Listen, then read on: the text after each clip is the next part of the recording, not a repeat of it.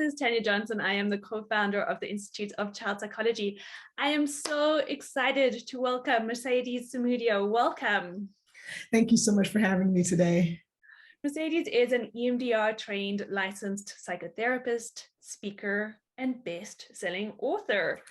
Mecedes will be speaking on the fascinating topic of shame-proof parenting, such a huge one. And I know everybody listening to this today is going to go, yes, tell me more. Yeah. Yeah, as parents, I think we've all experienced it.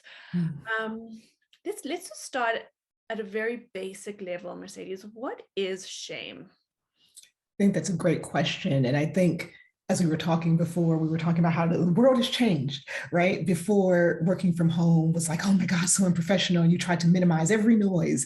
And now it's like, you're going to hear your kid's school teacher, their recital in the background while I'm doing a presentation. And I say all that to say that that's shame, right? Brene Brown, if you know who she is a researcher who brought that to the forefront of our world. But when we're really looking at shame at the core of it, it's this idea that what I'm doing is not good enough. I'm not good enough, right? And other people agree. They say, well, no, you should be doing this better. You should be doing that better.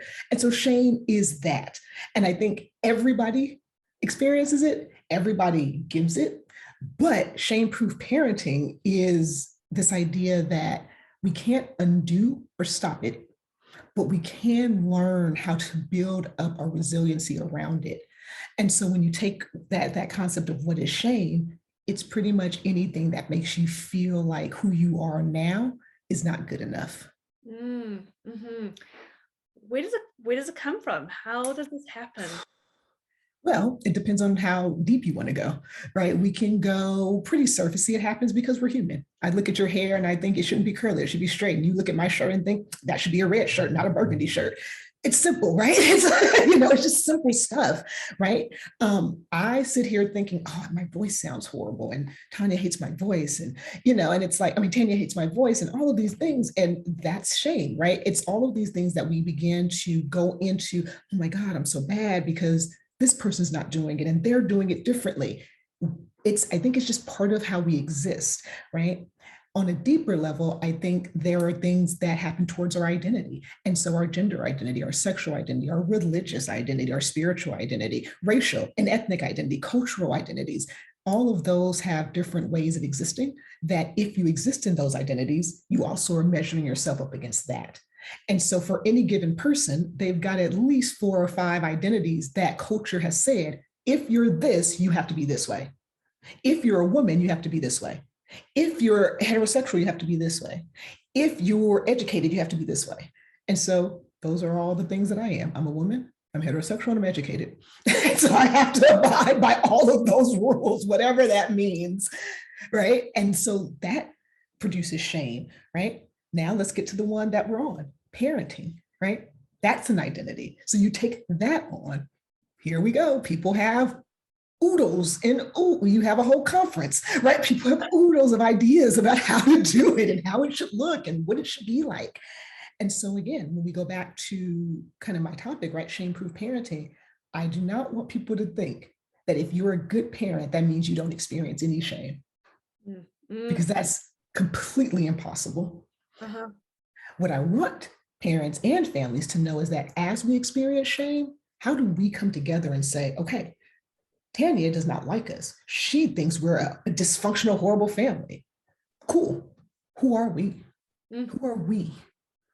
Who are we? That's shame-proof parenting.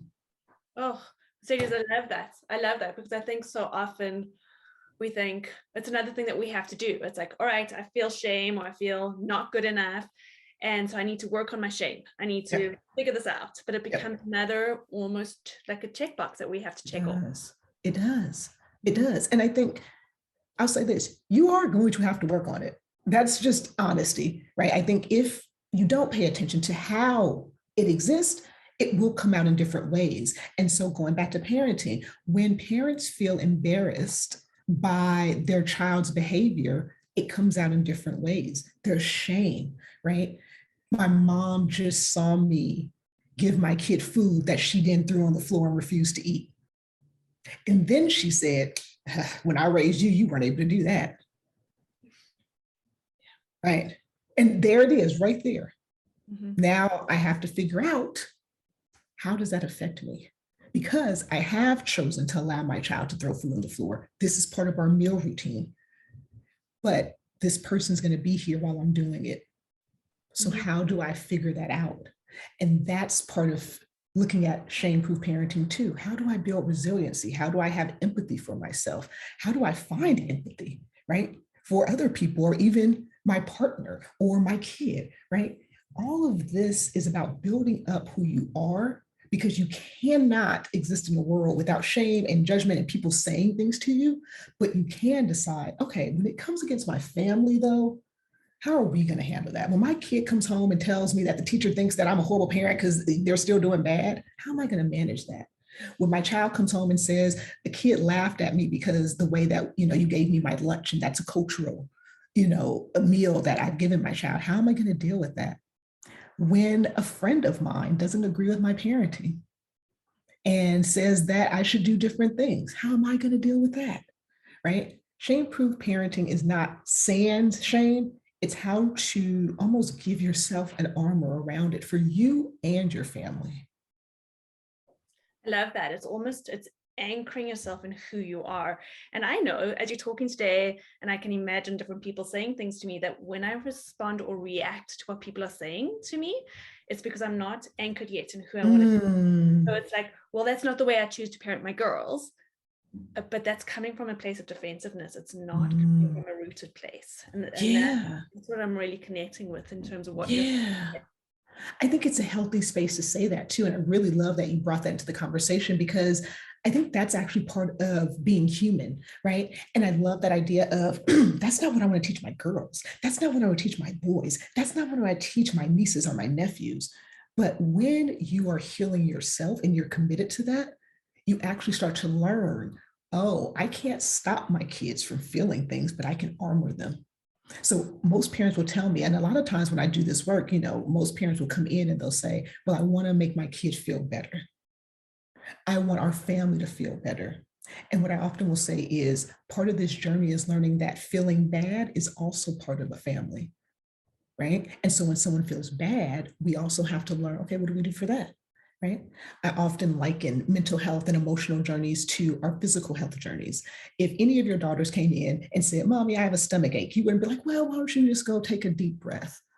You'd probably try to figure out what that stomach ache is and where it's coming from. And did you eat something? And what did you eat? Like, it's probably the first thing you'd ask, right?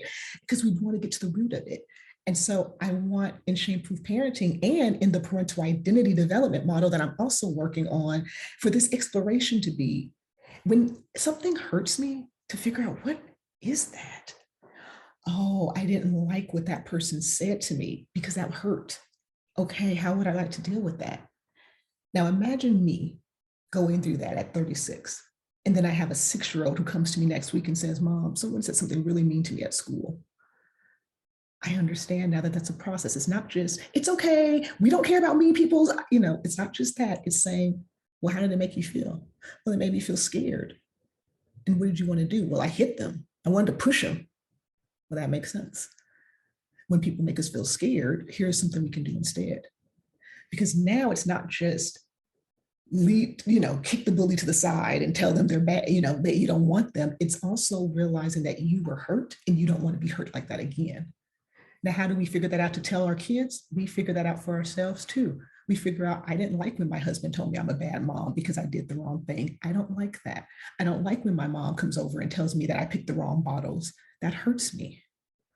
How would I like to deal with that? That's shame-proof parenting. It's not telling Mercedes or Tanya or anybody, you can't say that to me. I mean, I agree. Should we say things? Probably not. Should we talk? Probably not, right? But we're human and we probably say the wrong things. But in that moment, to sit back and say, I have a family though, and I don't want that, and I don't like that. Okay, Tanya, I didn't like that you said that to me, right? And we start moving forward from there. And so shame-proof parenting, in kind of a nutshell, if you will, is this idea of, I can't live my life sans judgment and shame, but I can begin to armor myself up for how I'd like to respond. how I'd like my family to respond. I want my kids to know if someone hurts them, who can they go to? Can they go to me? Can they go to dad? Can they go to grandma? I want myself to know when someone hurts me, where do I go? Right? This is part of building up that ability to say, I am shame proof. I'm not shame free. I'm not someone who's so tough. I don't care about judgments. I'm shame proof. I do care. It does hurt, but I'm learning how to build myself up for it. It's just so much more real, and so much more authentic, because it's true to the experience. We all want to, I think so often we're told in our life to be strong and to work through these issues, but we actually say, actually, it does hurt. And what is my response to that? And if we can practice that with our children, right. Wow. Right. And we want that for them. You would want your kid to come to you and say, that hurt me. Somebody hurt my feelings. Someone hurt me. Someone was mean to me. Right. You'd want that. But then oftentimes I notice my parents don't give that to themselves. I'm like, you don't tell anyone when you're hurt. You don't let anyone know when you're overwhelmed. But you would want your kids to come. You would never want your kid to sit in the room thinking, I have to sit here and figure this out on my own. I've never had a parent say, I want my kid to figure out their stuff on their own. Most of my parents are over their kids, helping them with homework and helping. So it's like, you really do want your kids to feel good about themselves. So what about you? What would you do? How would you make sure that you had what you needed? Right? Your kids have teachers and nannies and aunts and uncles. They don't just have one person. They got like 5 or 6 people around them usually. Right?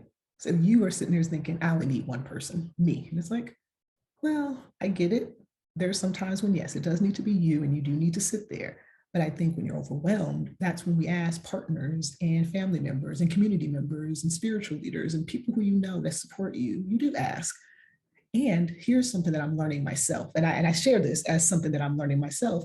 Also realizing that asking for help doesn't guarantee help. And that still doesn't mean you don't deserve it. And that's been something I've been working on with myself, but it's also been something that I've working on with parents in the shame-proof framework of when you ask for help, it doesn't guarantee help, but that doesn't mean you don't deserve it. And I think that's another kind of space that honestly, the more I get into it, I think the more I'll be able to move it into shame-proof parenting. But it's a really healthy way of understanding that asking for help is important, but Tanya might be busy with her own kids. And so that doesn't mean I don't deserve help. It just means, okay, not Tanya today. I'll call Mercedes. Okay, Mercedes is a little busy. Let me see if I can get so and such, Yeah, absolutely. 100%. So I think people reach out once and it doesn't work. And then we say, okay, I can do this. I can do this by myself. But it takes a village. Yeah, it happens to me a lot with therapy. People are like, well, it didn't work. And I'm like,